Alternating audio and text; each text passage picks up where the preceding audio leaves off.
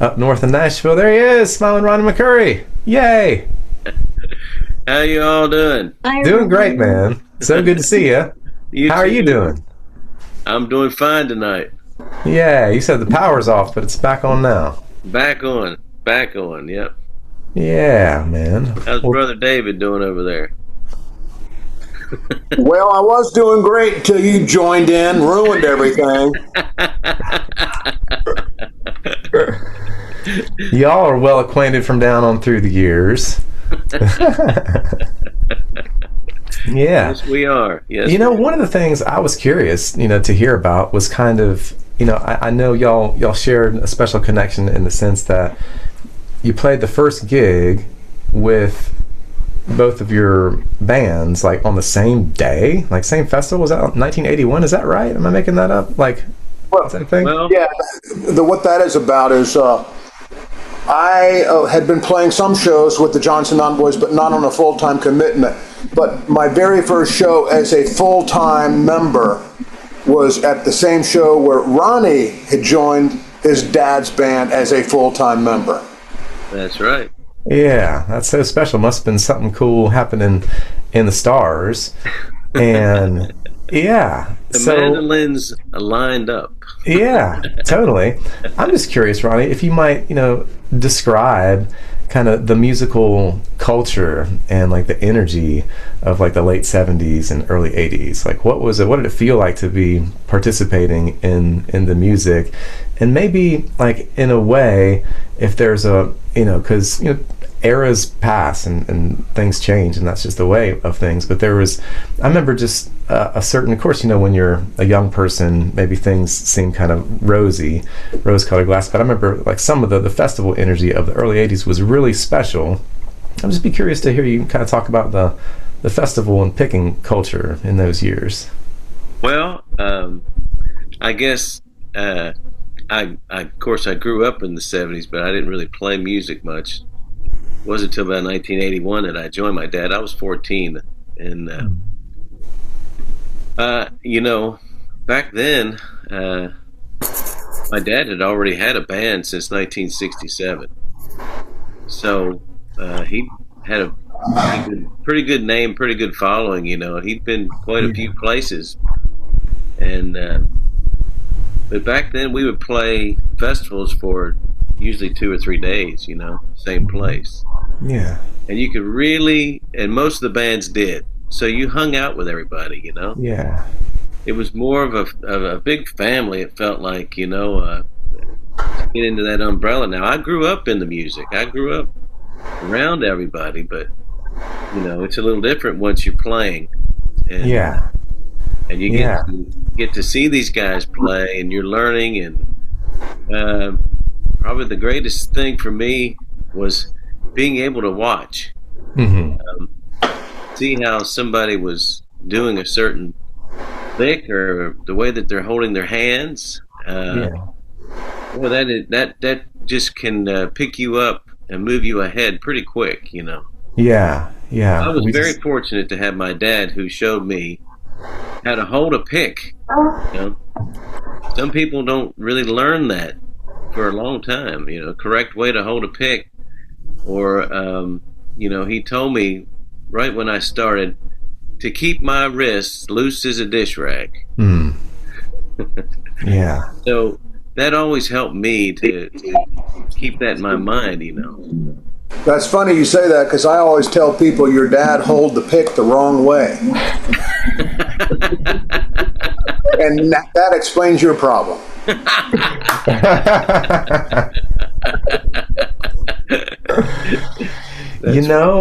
There is however y'all are holding the pick, it sure makes for a strong rhythm, and the McCoury right hand is to me surprisingly mysterious, because when you watch it happen, it doesn't seem like there's anything complicated going on, but there isn't. It's a little bit like, how does Tony Rice make his rhythm sound so good? It's like not one lick all the time. It's not like one thing. It's just always changing, but it always has this drive. Can you explain why that works so good that way?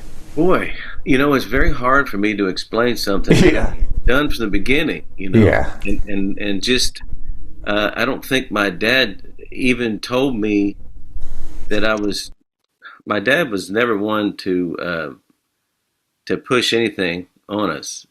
We all kind of just did it, and because we saw the love and the fun he had playing music, so we wanted to do it. And he was never one to say, you need to go practice or anything like that. But I just my wrist is a lot like my dad's, and I always say in his case, as the rhythm guitar player in a band, if that's the lead singer, like it is in a lot of bands, it seems to be the lead singer is the guitar player. Yeah. That's where the energy and the dynamics are focused on their guitar playing. So when they're singing, it's not as prominent or hard, but it's the breath between the lines that gives the dynamics to the music. Yeah. I think I know we're with a bunch of mandolin players here, but the same thing happens if you're the singer. You're going to be more dynamic because you're probably concentrating a little bit more on your singing than you are playing. Yeah. But that gives the dynamics in a band. Oh gosh, it's the coolest thing in the world. I'm wondering, were there any kind of pivotal moments with your development where like the eureka moments where you felt like something came together, or was it more kind of like just slow through the years, just like little subtle improvements all the time? Yeah, that's probably more like it for me. Now, I got to say, when I started, I thought I could, I'm the young guy, but I couldn't keep up with all these old guys who were in their 30s. And I think it came to me pretty quickly because I had to do it. And I had to do it right from the start. I felt like, especially if I hear myself now, by the time I was 16 or 17, I was playing pretty fast, Yeah. And I had that.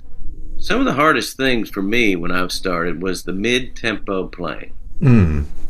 That was a little harder for me to learn, but you just got to stick with it and do it. And when I say that, most tunes are, they mandolin tune wise, in my opinion, they were either a slow kind of waltzy tune or kind of up tempo.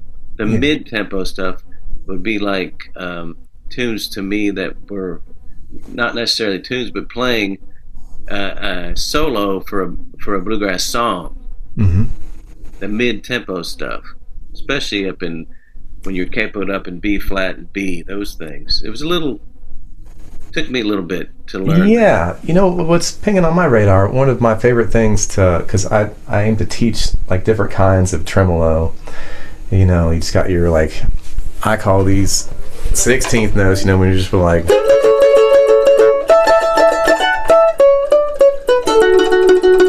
and then you got your sextuplet tremolo, which is the like.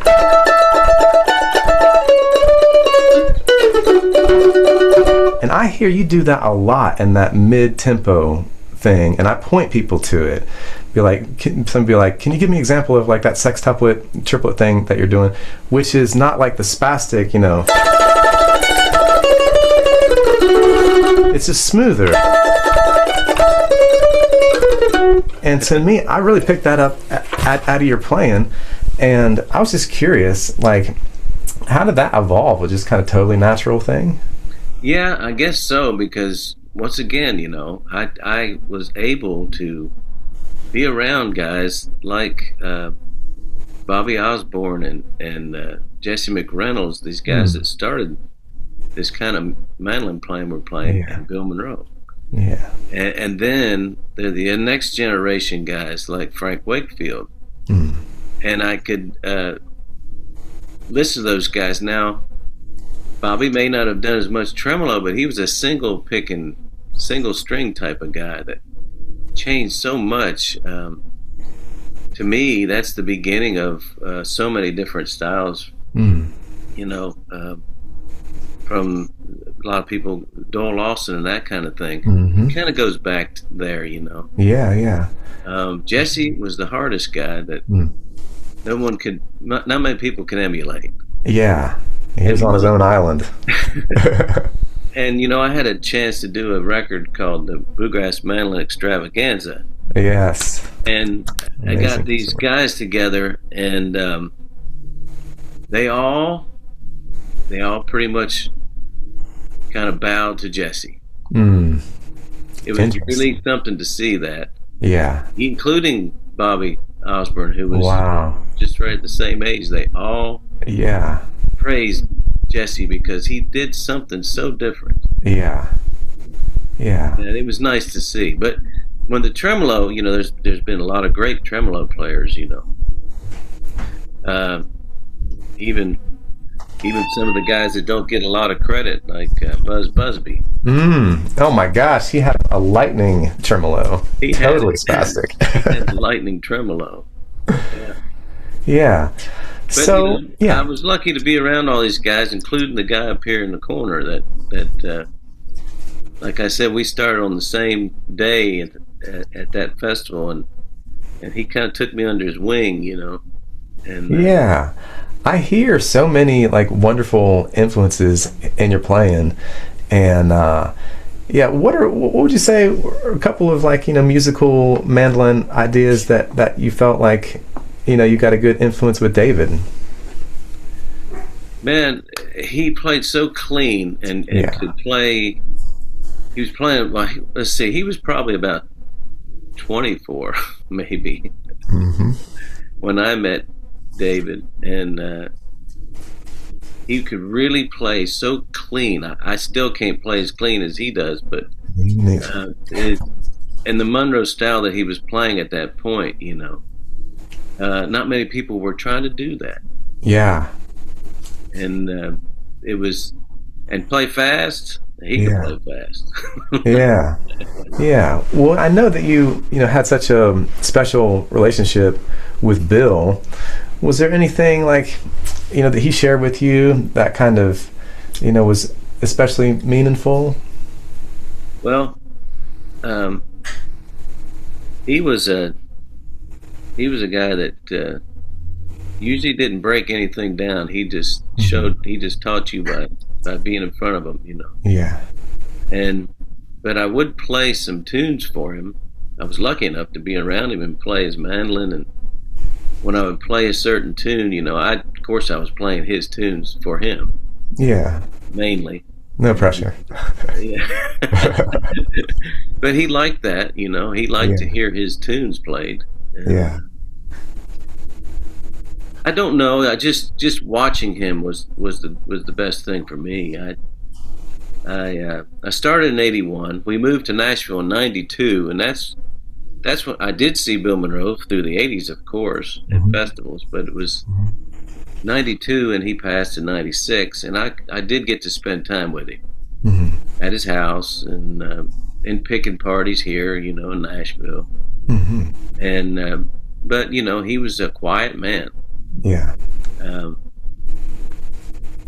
It was fun to play with him, and he was still writing all these tunes, you know, on the end, and I would try to learn some of those with him. He liked that. He liked to know that he was being learned.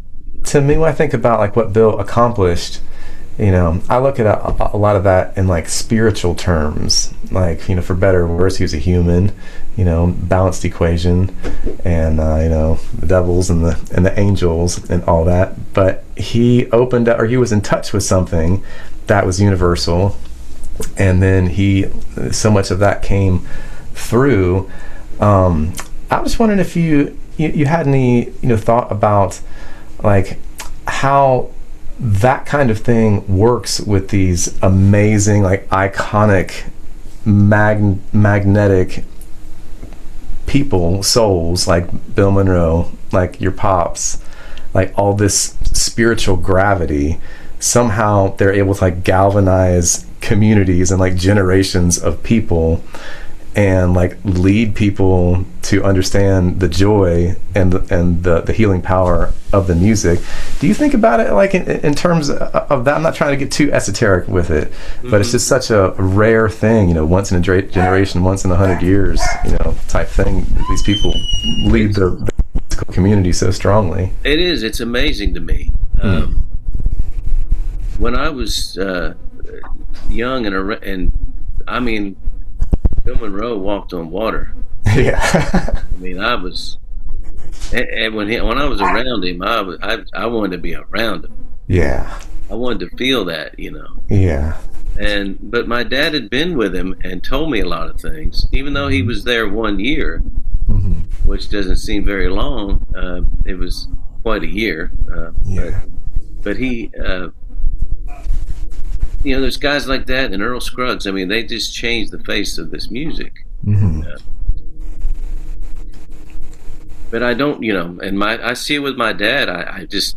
I'm lucky that I've been around all these people, and I haven't thought too hard on it. But man, when people come up to you and they might have tears in their eyes and tell you how much your music has changed their lives, Yeah. I mean, it's you wonder where it comes from, that's for sure. Yeah. It's a lifeboat. It's a saving grace, and people, nothing can reach you like the right tune, right song at the right time. That's right. That's exactly right. It's all about that. It's all about timing.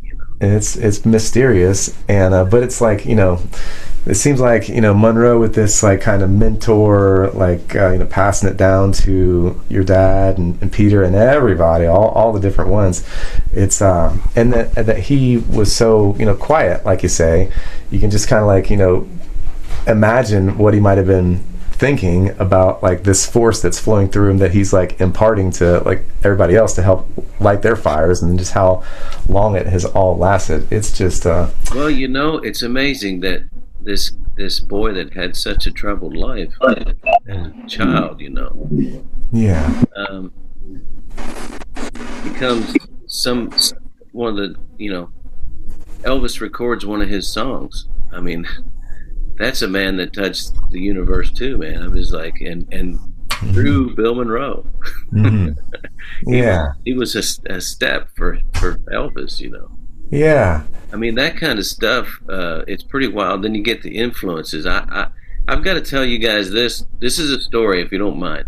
Please. I'll tell you this story that knocked me on my socks about Ray Charles. The Bluegrass Boys, this was Glenn Duncan's day with the Bluegrass Boys, which was in the 80s. And Blake Williams was the banjo player, and Glenn was, of course, the fiddle player. They were going through Las Vegas, and they had a night off, and they were reading off the marquees from the bus. And they kept, Wayne Newton tonight at Harrah's or whatever it was. And they said, Ray Charles, opening night at, I think that was Harrah's, actually, at Harrah's. And Bill Monroe says, I'd really like to see him. And so the Bluegrass Boys are like, wow, okay, yeah, let's now we'll go. Bill wants to go.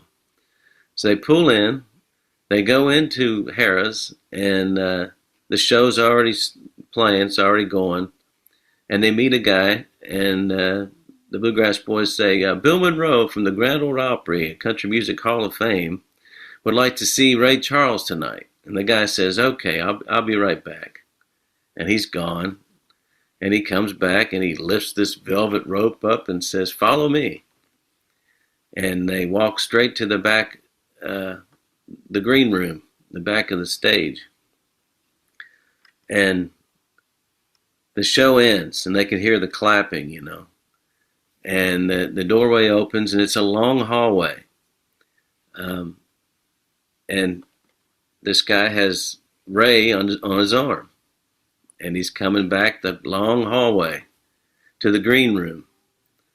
And Bill Monroe leans over to the Bluegrass Boys and says, what should I say to him? And they said, Glenn said, I didn't know what to say. And he said, Bill just starts singing Blue Moon of Kentucky.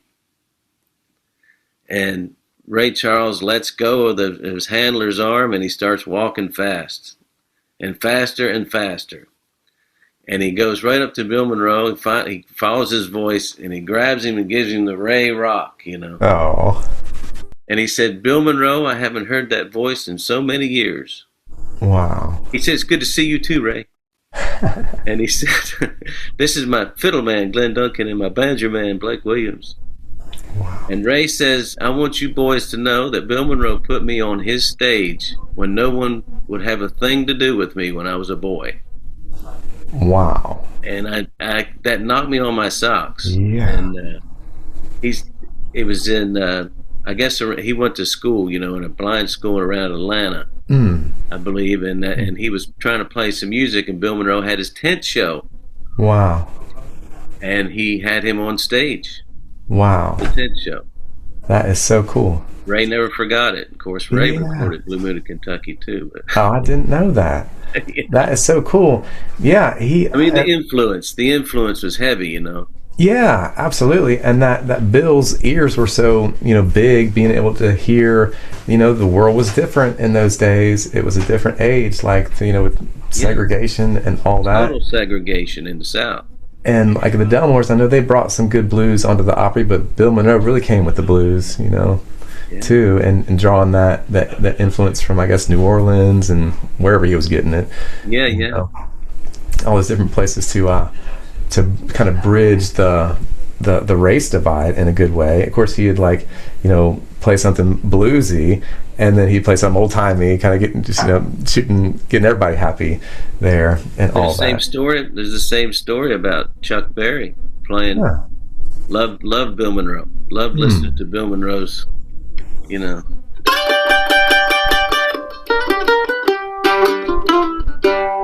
Wow. Yes, please keep going. That was amazing. So good to hear. That's all red? That's all red, yeah. Ah, that's so good. And then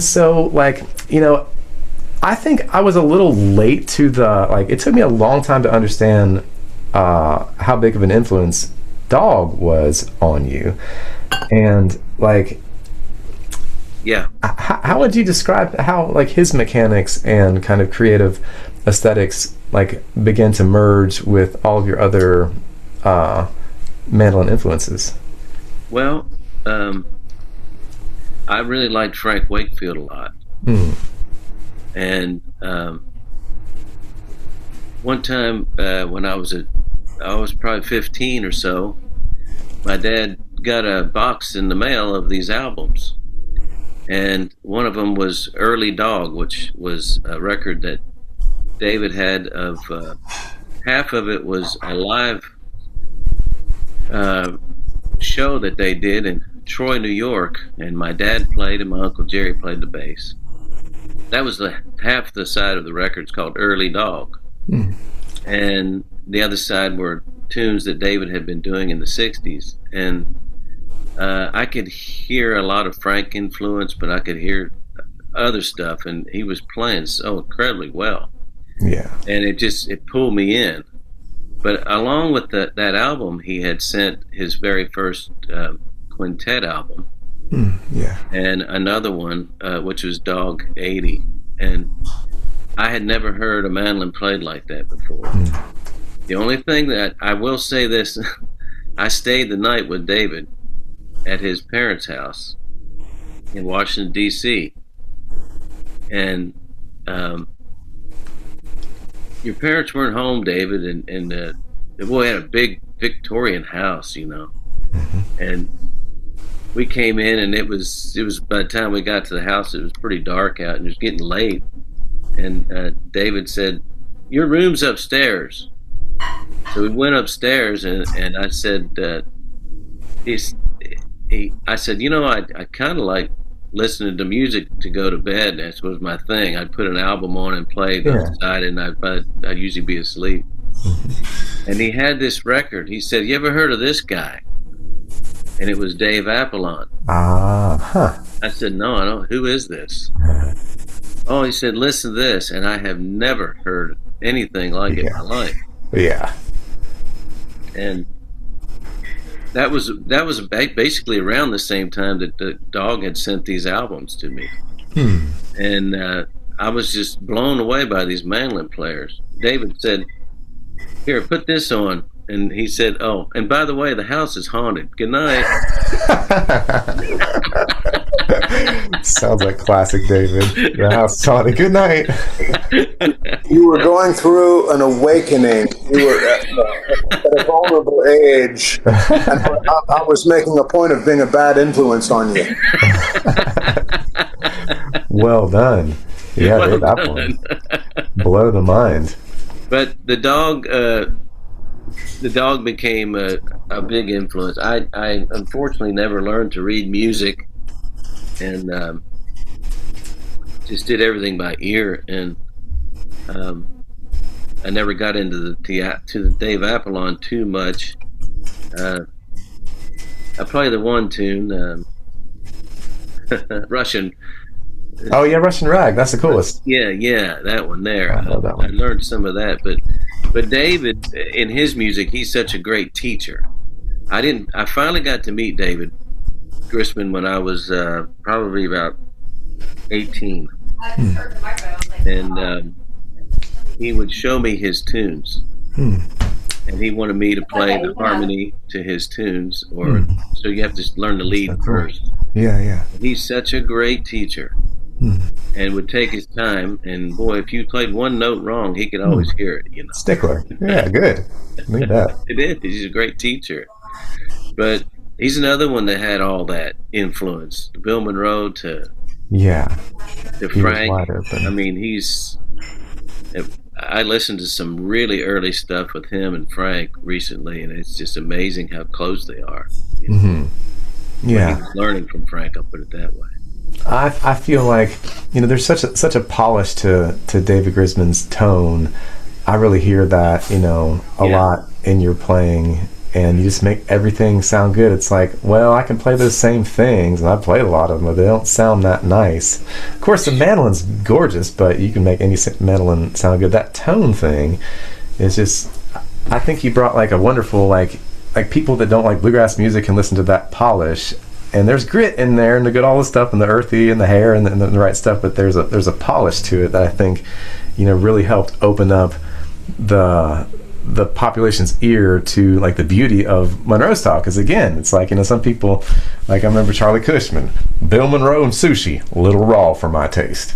It's like, but you put some polish on it, and people are like, yeah, that's good. It's got all the language and the intensity. I know we're coming up on the hour here. Do you have a couple more minutes, Ronnie? Sure thing. Oh man, I just wanted to ask, when was Quicksburg your very first tune? I believe it was. Yeah. How did that just erupt out of nowhere? That was probably for sure. The dog I'd been around the dog quite a bit, and I was playing a Kentucky mandolin, and my dad went out to California to do a show with David, and David told me before, he said, "I've got a mandolin at home for you." And I of course, I was young, and I would never say, "Hey, where's my mandolin?" or would ask for anything about it. And it was a couple months later, and then my dad brought this mandolin home. Wow. And I believe it was 19. It was actually, I was probably 20 by this time, 87, somewhere around there. And the neck was coming out of it. This is a Gilchrist mandolin.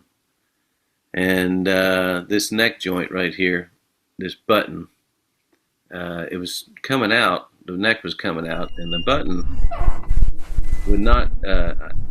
We didn't have many guys repairing instruments where I was in Pennsylvania, and there was a fiddle player in the band. His name was Warren Blair. Yeah. And Warren Blair fixed this. He put this neck in, and it has never moved. I'm surprised, but it has never moved. He claimed he used hide glue back on it, so. Yeah. But he could never get this button to lay down right, and he shimmed it a little bit. Just a very small shim, but it pitched this. This is really flat, very, very flat. Yeah. It's hard to tell, but and I've never had it changed. But the dog was showing me his tunes, and of course I had learned most of Bill Monroe's tunes at that point. And I thought, I'm going to have to do something I'm going to write my own tune. Yeah, and we had a bass player in the band. His name was Mike Brantley. And Mike Brantley lived in a little place called Quicksburg, Virginia.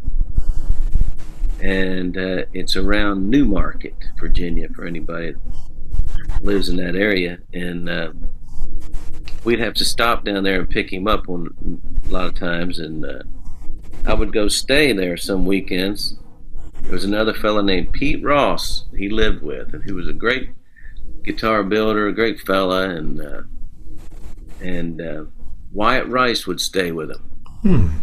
And Wyatt and myself, fairly close in age, and we were big buddies. So we'd all wind up there, and that little town's called Quicksburg.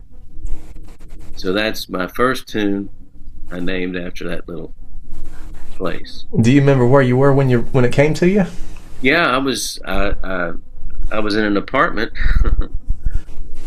in Pennsylvania, in a little town of Shrewsbury, Pennsylvania. I was living with she's my wife now, but we were living together, and I was trying to write something. Yeah. And most notes have already been played by everybody. So it's hard to find anything that sounds... Man, that one just struck me like the lightning, and just taught me so much about the energy and the drive and that cool F part and all that cool bouncy stuff and all your variations. That whole record and all those first three records you were on with your dad just totally blew me and so many people just wide open and galvanized. I think I met you when you were about 9 years old, I believe. Yeah. Coming around to one of the shows and just looking up with amazement, being like, I want to be a part of that. And you were always really kind to me, and that really empowered me. I remember I took a workshop with you at IBMA about 94 or something, and again, just being to be right in front of you, just watch you hold the mandolin. I think you helped me set my bridge and fix my intonation because it was a little out. That was a very kind thing to do, but it was hugely inspirational, and you just lift up so many people with your music and your kindness. I am curious just about lots of more things. One more thing, which is so I think a lot of people think about Bill Monroe as oh, he's real old timey, but if you think about when he started in the 20s and 30s, he was really revolutionary. And if you have the ears to hear it, you can still hear the revolutionary stuff. Sometimes just slow it down to half speed to be like, oh my gosh, I can't believe how amazing that is. But so innovative. And the last little trick of Monroe style is you can't play it just like Bill Monroe. Of course, you gotta, as Joe Drumright said, you gotta dig your own ditch. And and so we've all gotta push it forward. And I'm just curious if you might have some of course, fortune favors the bold, and a good amount of aggressive or assertive energy can really be good and fiery with the drive in bluegrass music. But how would you encourage folks to really figure out how to kind of lean into their own trust themselves musically to be bold and innovate in the good ways? Because you don't want to get too far out there, but you want to push it forward somehow. And you just have a wonderful way of doing that. That's of course, he's more expansive with the travel McCourys and kind of into some of the more jammy places. How do you find that good balance of the tradition and the innovation? Well, it goes back to being around all these guys. Yeah. And then when I with my father, we played traditional bluegrass, and I have all my life, and I started at 14 with these some of these solos that he showed me, and I still play them the same way today, because I don't think that there's any need in changing. Yeah. It suits the song. Yeah. And when I got around guys like David Grisman and Sam Bush, I can't forget Sam. He's a dear friend and an incredible player. And those guys, if they brought you on stage, which I've been lucky enough to be on stage with them starting pretty young, you know, they would push you into getting out of your norm. Yeah. And I like that because you know, let's see, this is well, over 40 years I've played my dad's music. Yeah. And for me to have an outlet like the Travel McCourys, to be able to do anything I want to stretch out on or play longer, or, Yeah. you know, improvise. Yeah. That's where that comes in for me, and that's kind of where I got that from, was listening to those guys, you know, Yeah. Grisman and Sam Bush mainly, Mm-hmm. because they're really great at that. Yeah. Super stretchy. Yeah, you know, they are, if they want to be. It's just, Yeah. and it all goes back to just being able to know what you like, the players you like, listening to them. If you're lucky enough to be around them, I don't care if it's just going to a show. I would see Bill Monroe once a year, maybe, you know, but I still, if I could just see certain things, you know, that all helps so much. Yeah. What's your favorite part about all of it? About all of it? Golly. The friendships, I guess. Yes, sir. And how Beautiful. I know how fortunate I am to be with my dad still. Yeah. And play the music that, you know, he'll be 87 in a month. Wow. The fact that he sings everything in the same keys. Yeah. He's the first one to say, let's play a fast one. That's mind blowing. He just wants to go. You know, he he does. He really wants to go. He loves music so much. That's what keeps him going. And, you know, it wasn't always for, you know, it's basically been my entire life's job. Yeah. Yeah. Where for him, it wasn't always that way, because when we grew up, he worked hard. He worked. Yeah. And of course, he worked in the woods. When I was for most of my life, and that's hard work, you know. Yeah, gotcha. In the timber business. Yeah. So when he would get that opportunity to play on the weekends, he just loved it, you know. Yeah. He's never lost the love of playing music.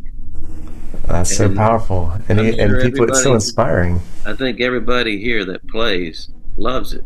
Yeah. You'll love it your entire life. I mean, there's no doubt about it, you know. What are you loving about, like, your music? Like, what's really kind of lighting your fire these days? Wow.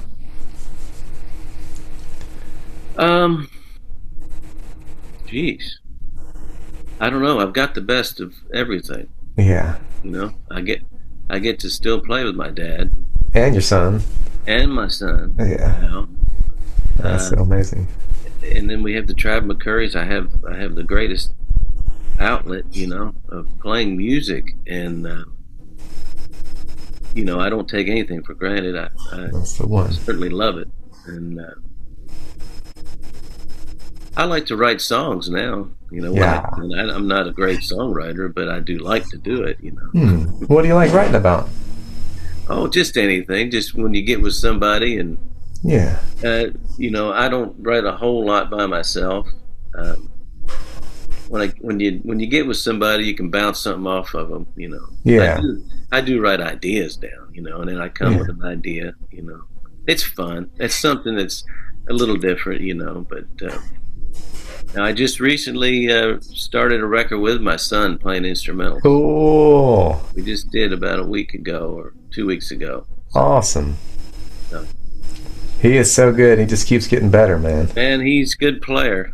Yeah.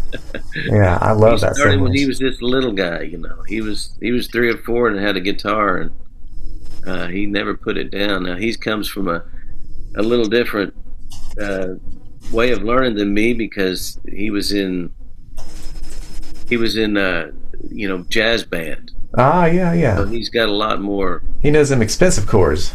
He knows all the expensive chords. You know, and which I wish I knew. I can say, "Hey, what is this?" Yeah, right. That's cool. Yeah, man. Certainly helping me, that's for sure. Yeah. Favorite Bill Monroe memory of all time? Of all time. Of all time. I mean, when you give him the award, that's got to be. Besides that one, That was. Man, that just hit me. I wasn't. oh, so beautiful. I was there. I saw it. But And then he talked about it like to the toll booth operator on the way home. That's the best. He was so proud. He seemed to be proud. Yeah, Julia told me that. That's so good. He just said, "Look what this boy gave me." That's so beautiful. That's precious. I don't know. I have memories of Bill Monroe. I don't know what my favorite would be. Yeah. I have memories from my dad he put on a show and opened a show for Bill Monroe, and I was playing the violin at the time. I started at 9 years old. Wow.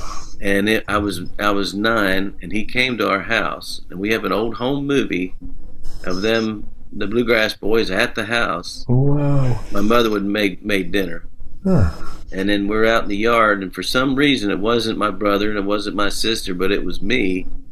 And we're standing in the yard, and he puts his arms on my shoulders, and he puts his hat on my head and all that,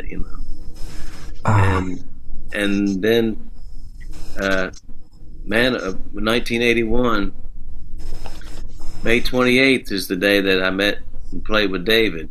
Wow. And about 2 or 3 weeks later, we headed from Pennsylvania to Bean Blossom. From Bean Blossom, the next show was Grass Valley, California. Nothing in between.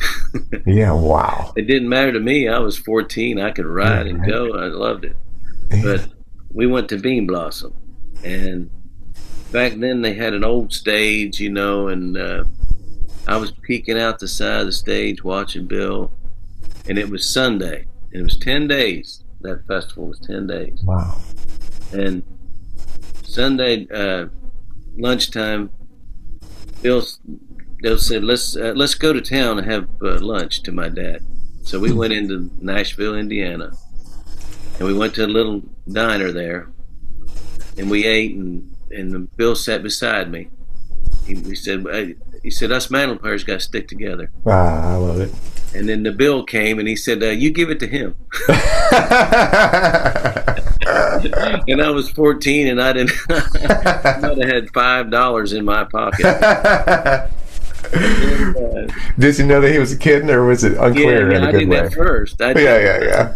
And then that night he closed out the show, and he saw me watching, and he came over and he took his mandolin and put it around my neck, and he had me come out and finish the show with them. So wow. Do you remember what you played?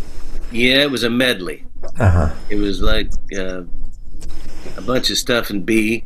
Yeah. Blue Moon in Kentucky, which he probably sung a dozen times that week. Right. But it's a big medley, Swing Low, Sweet Chariot, and Blue Moon in Kentucky.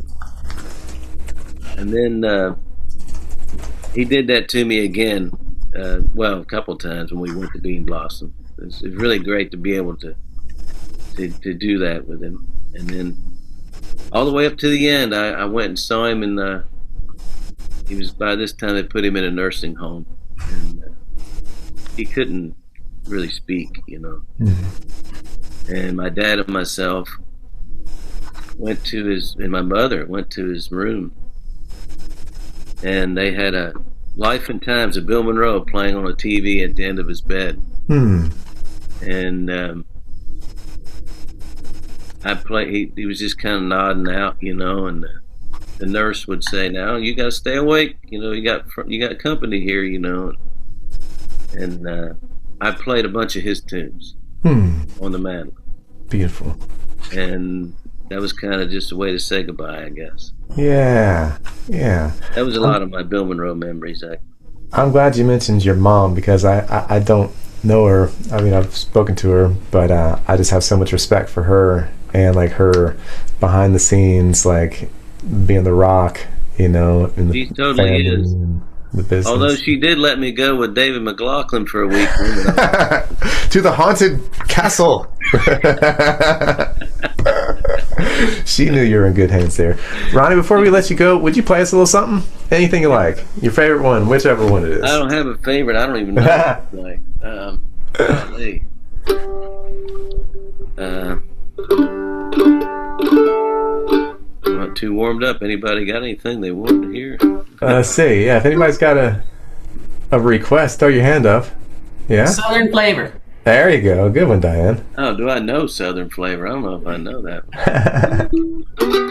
I don't know if I know that one. How about Quicksburg? Well, I can do that. Love to hear the Quicksburg. You might have to get Wyatt to play Southern Flavor, probably. Yeah, he knows it. I see him down there in the corner. I'll angle this thing a little bit here. Thank you.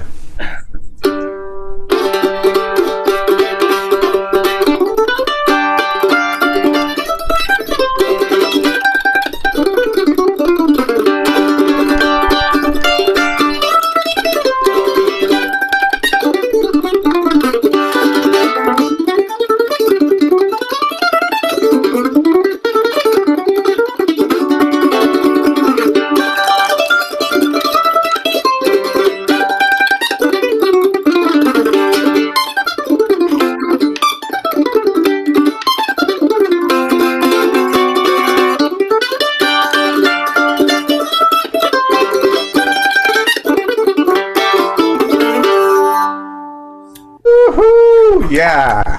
Wow.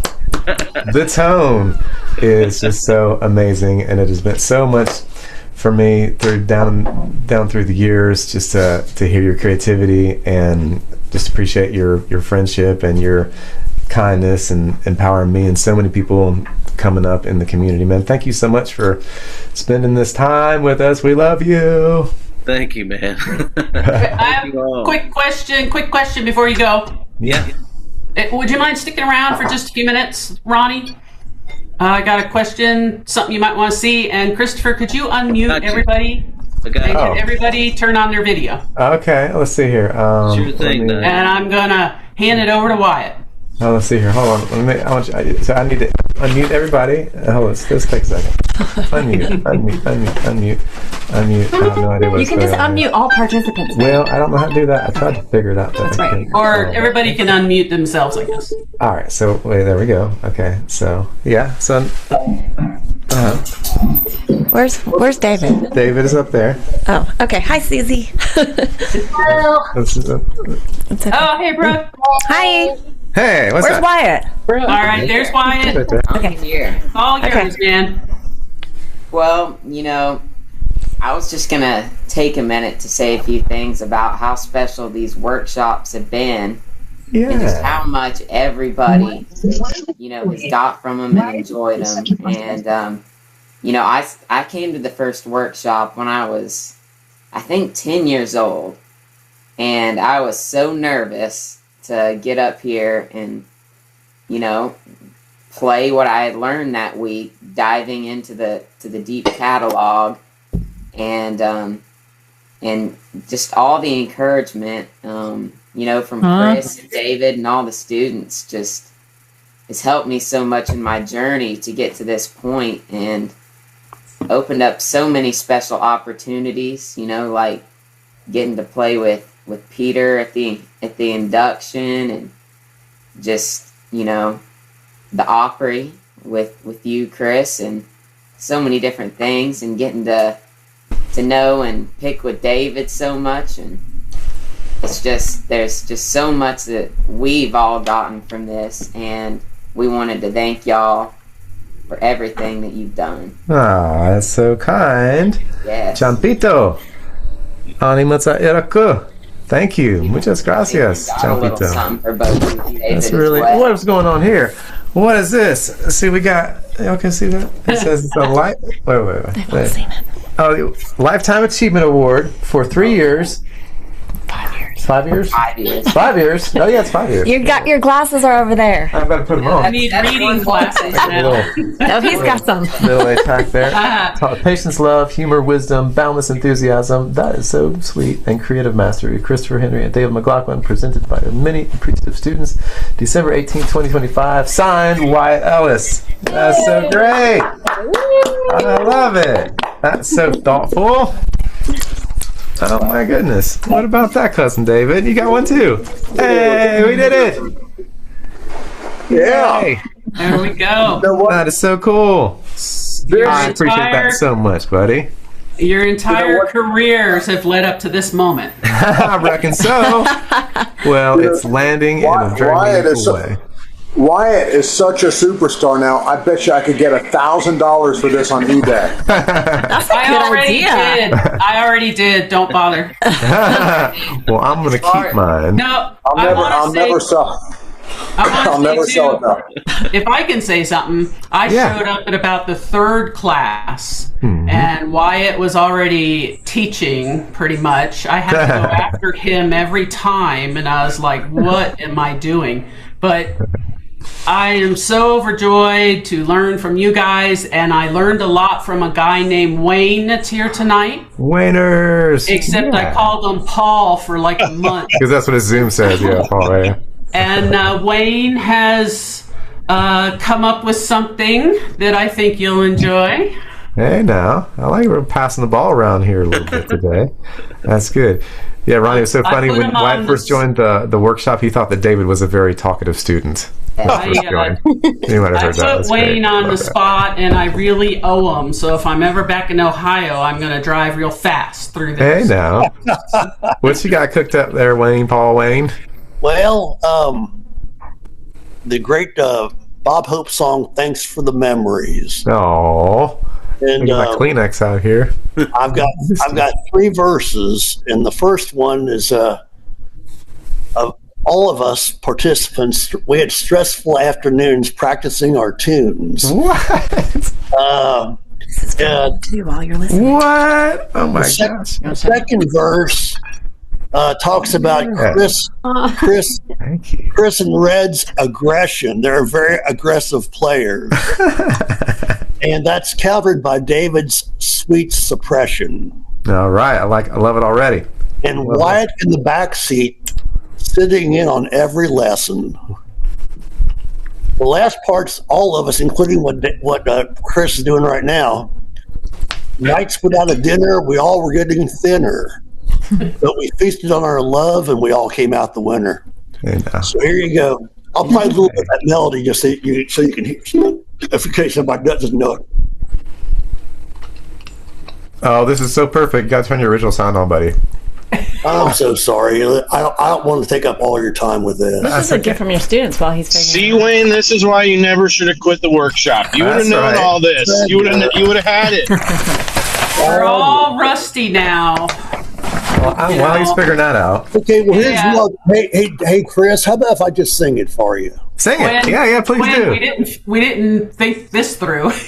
That's all right. Okay, so here we go. Let me get the key on.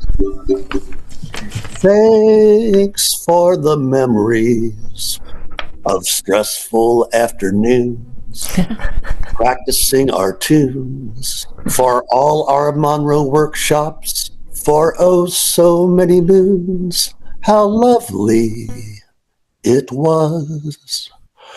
Thanks for the memories of Chris and Red's aggression, David's sweet suppression, and Wyatt in the back seat, sitting in on every lesson. How lovely it was. Many the guests we welcomed, and many the times we listened. Oh, how their stories glistened. We love all our guests, but Herschel was the best. Thanks for the memories of nights without a dinner. We all were getting thinner. We feasted on our love, and we all came out the winners. How lovely it was. Chris and David, we thank you so much. Aww, that was so sweet. I was getting the feels. I'm getting a little moisture in my eyeball right here. Thank you, Wayne. That was so fun and thoughtful. I got a little card here. No, the outside. Yes. To Christopher, love all your grateful MJL fam. Heart. Aw. Sweet, sweet. Portofino's, that's like one of our favorite restaurants. Yay. Yay. Thank y'all. That's Isn't going to be. Isn't it? I was making sure it wasn't a different place. That is so special. We're going to enjoy that very much. All right. Yeah. Aw. Thank y'all from the bottom and the top and the sides of my heart, all of the heart. And thank you, Ronnie, for sticking around for that little celebration moment. I wish I could share some of this good cake with you, but I'm going to have to take a bite for you and just say thanks again. One more thing, guys. Let's look. One more thing. We've got a, some of y'all, like Ronnie and Chris and David and James, and y'all know that we've been able to get a very special place over near Nashville, and I think quite a few of the tunes we've studied and songs were written there, and it happens to be Bill's cabin and his dairy barn and 15 acres. But we want to let y'all know that at some point we hope to have an in-person gathering. Yay! Now we're talking. And so, just to clarify, this is Bill Monroe's old property, where he lived with the house. And so the Ellis family has got that parcel, and they're fixing it up. That's very exciting to share that with the group here. And I look forward to us all getting around a campfire there and being able to pick some tunes in the analog world and not have to worry about original sound. Super cool. One other thing, Ronnie, I was wondering if you might like to say a couple words of what you feel about David and Christopher's contribution, since this is a lifetime achievement. I'm putting them on the spot. Just a couple words. We know you love them. Well, absolutely, I love these guys. I have fond memories of the times I've been around them. I get to see Chris a lot more in these days than I see David. But David was there in the beginning of my playing, and he showed me things that I still can remember. He always took the time. So he's taking the time for you folks right now. But he took the time with me when I was a young man. A boy. I wasn't even a man. I was a boy. And I'll never forget that. Never forget what he had given me. Christopher he's taken this mandolin on a new route, man. He's wonderful playing. And you see that his heart is so big to do this for all you folks. And it's two big hearts right here. But hey, they're my buddies and heroes. Oh, thank you, Ronnie. You're one of my biggest heroes, and thank you for that on the spot prompt, Gwen. That was very special. That's making my night to hear that. And yeah, thanks for taking so much time after we thought we were gonna end the little section there. But that was a wonderful surprise, and forward to seeing you hopefully sometime soon in the new year, Ronnie. And just shining man. Lots of love and blessings to all the family. Congratulations and appreciate to all you guys so out much, there man. for being a part of this. Yeah, we did it, and we'll just we'll have to get the gang back together, some point, down the road. Let you guys go so you can learn something. Maybe we'll see each other at Bill Monroe's farm up on the. Yeah, that's right. Up north of Nashville. That's great. Happy holidays, Ronnie. Thank you so much for everything, man. Thank you both. Yes, thank you, Ronnie. Yeah, love and sometime when you're coming up I-81, give me a call and stop by, and I'll show you how to play Quicksburg Rendevouz the right way.